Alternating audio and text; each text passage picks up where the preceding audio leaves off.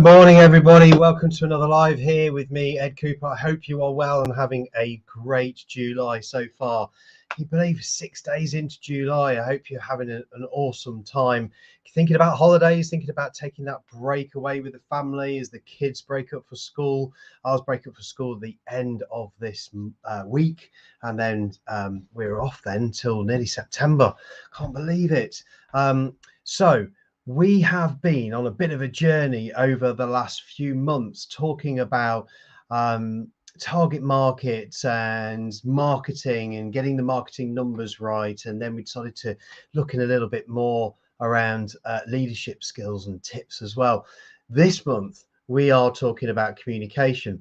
But to start that communication, one of the things I'm going to share with you is I'm going on holiday and I'm really looking forward to it. So this is the live for July until I get back from my holiday, and the next one that we're doing after this is on the 27th, but we're going to keep the theme the same. We like to do these monthly themes is to keep everybody knowing exactly what's coming up. This month in July we're talking about communication.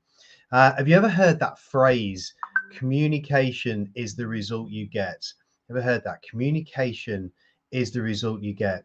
It's an interesting phrase and you can really boil that down. But when you communicate something to someone and you don't get the response you expect, it's not about them. It is all about you and how you communicate. That way, we stay accountable and responsible for our own communication to follow up and follow through. Now, look, I know that some people will skew and take things, right? So you've got to take this phrase, communication is the result you get, from the center point of you taking accountability and responsibility for your communication. No blame, no excuses, no denial, making sure that you are communicating as effectively as possible and being conscious and thinking about that communication. So that's what we're going to talk about today. We are getting into some tips. I'm going to give you 10 different tips around communication so that you can be a better communicator. Absolutely guarantee.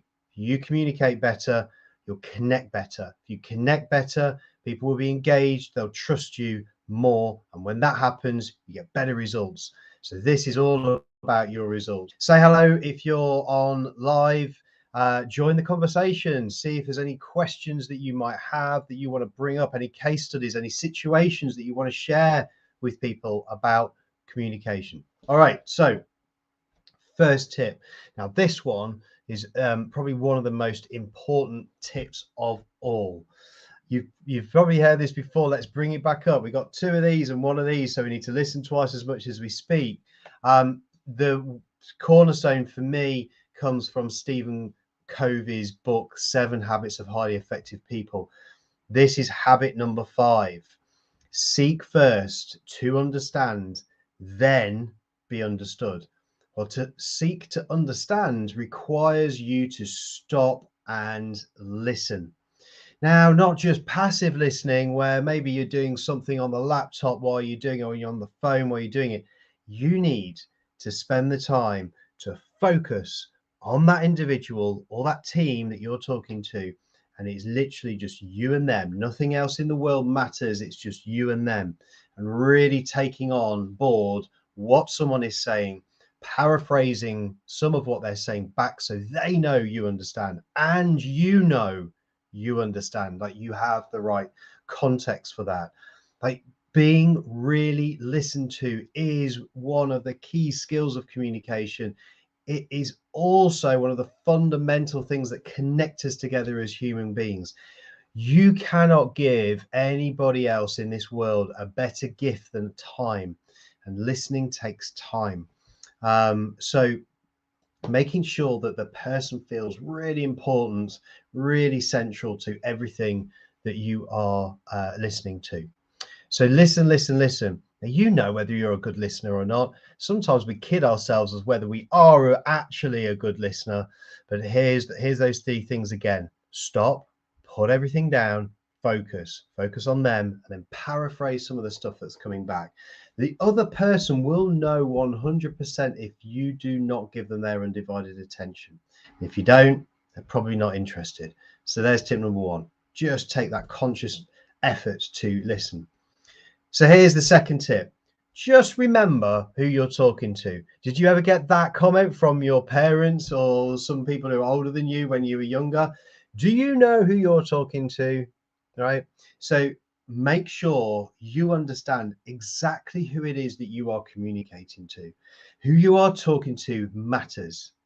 So think about the age group they might be, the level in the organization that they might be, the profession in which they might be in. It's really easy when you're in a particular profession, let's say you're in marketing or you're in accountancy or you're an engineer. It's really easy to pick up in your world lots of jargon that you will spill out in your communication to other people. Now, a lot of the time, that's because you don't have the language to communicate any other way than that particular jargon. It's also because you don't always think about what the other person knows or doesn't know about that particular level of jargon. So, jargon being thrown around can really confuse and miscommunicate your effectiveness of your communication to someone else. So do stop and think, when I communicate this, will this person actually understand what I am trying to communicate? And if they think the answer is no, dumb down some of that communication and bring it into really simple layman terms that they can understand. Now, on top of that, there's also thinking about your audience and who they are. So, if you're emailing or texting your boss, for example, you might say good morning, right? You might have the type of relationship that says, hey, mate, how are you doing? Right? But you need to make that decision as to whether that's appropriate for the person that you are talking to. So it all depends on culture and it all depends on what's acceptable in your organization. But remember who you're talking to. Think about what they will perceive as they receive the information and receive the communication from you, because that perception will become their reality. So if you are far too jovial, then you might become the joker of the pack. If you're far too relaxed in your communication, you might be taken to be or deemed to be not as serious as some of the others.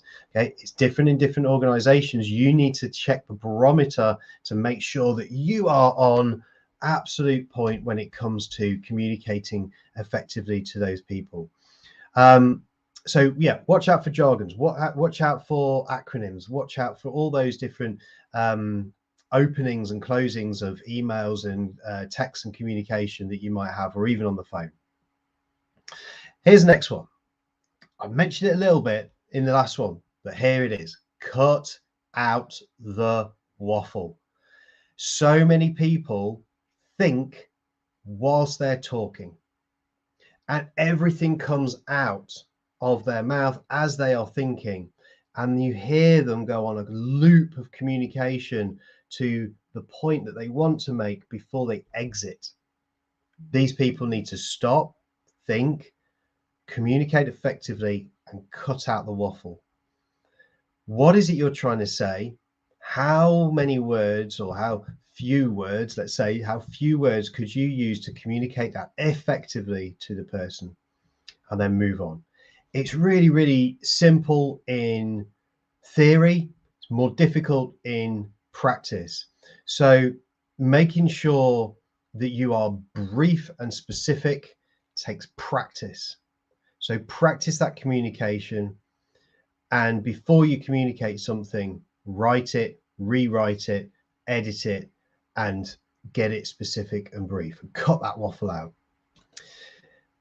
Now, my parents always used to say this to me when I was younger. When you're listening to someone, take notes. They might even use it in a bit of a paraphrase. Ed, take note of this thing that I'm going to tell you. And of course, you never did. You always took a mental note, right? Now, our brains, unfortunately, and that's been proven time and time again, are not reliable in any way, shape, or form. They will skew reality of the situation of actually what's occurred, what you've heard, what you've taken away, and create a new reality for you. It might be parallel to the reality that was there, but it will be different. You will understand and take different things away from the communication. Ever had 3 or 4 people talk together and they all go away, come back, and when they have a discussion together about what they talked about in that group, they all have different points of view. 1 or 2 might agree, but they'll have a strong maybe alpha female or alpha male that's like, no, I heard this, and the others are like, I don't think we did. I don't think we heard that at all. So take notes, write them down, and check them. If you have listened to something and you want to understand and ensure and check that you have the right understanding, go back, write it down in an email, go back to the person and say, just checking that this is exactly what you were asking. Okay, better to get it right than to have to do something twice, which can cost you time, resources, money, and ultimately profit in an organization. All right, here's the next one. Think, then act. In our lives, there are so many stimulus being thrown at us consistently that it's difficult to take the time to consciously stop, think, and then act. So we call this a stimulus and response reaction to any situation. There's a stimulus in the world, my phone's buzzed. The response is I need to pick it up and look at it. The stimulus is the kids are shouting in the background. So the response is you shout to them to be quiet. The stimulus is that an email's just coming from your boss, and the response is I got to sort that out straight away because it's from the boss. So think, then act allows you to take stimulus and response, open up a gap between the two things for time to think about how, what you are going to do with that stimulus. Are you going to feed it? Are you going to park it? Are you going to cage it for the future? Are you going to give it to someone else to do? Are you going to have some thinking time around it, some reflection time before you go back and communicate? That little tip can save you a huge amount of pain and emotion, negative emotion that you might come from any communication that you have. So always pausing in the moment as well, just taking stock, breathing, thinking it through, and then speaking. It's one of those little habits that will avoid any embarrassments that might come up in your communication. So take time to think, then act. Now, we've all heard about this next one, like body language, right? There's a lot of body language experts out there saying, well, what is this person really saying with their body language? And, you know, when people have the arms folded, or they're in a thinking pose, or they're in a power pose, or whatever it might be, there's lots of different elements to body language. We're not here to teach about body language, but here's a little tip. Do think about your own personal body language and what it could be portraying to other people as you communicate.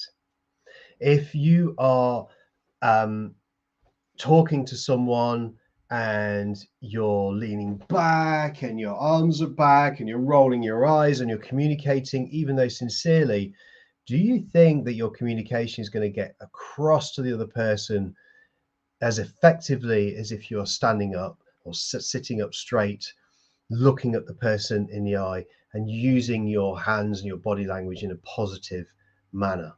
Probably not. And as a minimum, it's probably going to create a sense of interference for the other person because they're thinking about your body language and going, well, what's going on here? And if they're thinking about what's going on here, they're not listening to your message. So do think about your body language. Make sure that you appear accessible, approachable, because if you don't do that, if you don't have that approachability in your persona, in your body language, then people will close down. Unconsciously, that will happen. It is an innate reaction for us to do that because there'll be uncertainty there, which will cause anxiety or fear, which will mean that they won't want to connect or talk to you.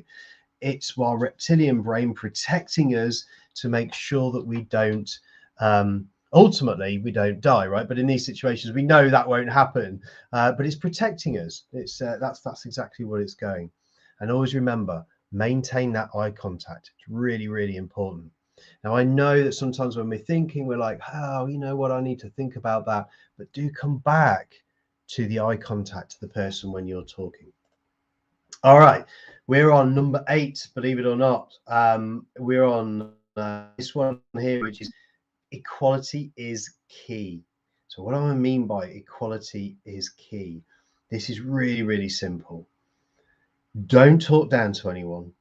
Treat everybody fairly and everybody equally, and ensure that you treat people, and this is the platinum rule of communication, treat other people the way they would like to be treated. Okay, so treat other people the way they would like to be treated. So you've probably heard of the golden rule, which is treat people the way that you would like to be treated.